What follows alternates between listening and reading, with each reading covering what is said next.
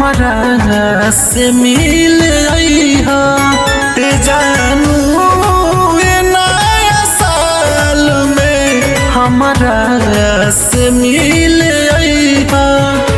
शादी बाद तू ससुरा में जइबू फिर हमारा के देख ना पैबू ए जानू ए नया साल में हमारा से मिल अइहा ए जानू।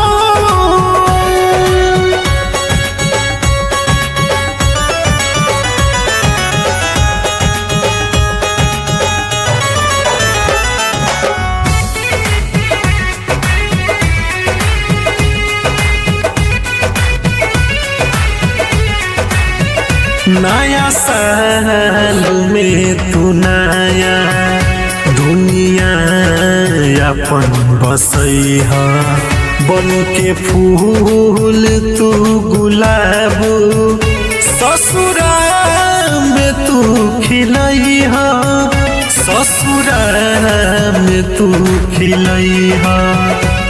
पिया संगे खुश तू रहिहा हमारा खातिर ना लोर बहैहा ए जानू ए नया साल में हमारा से मिल अइहा ए जानू।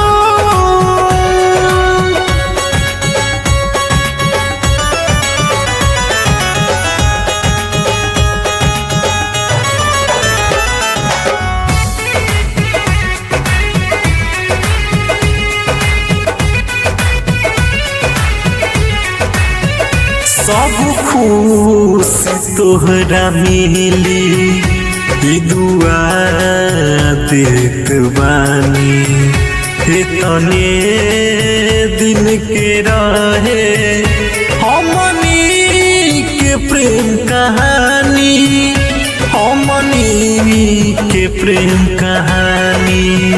पिंटू पंडित के संगे तू जइहा अब नंदन के जाके भूलैहा ए जानू ए नया साल में हमारा से मिल अइहा ए जानू।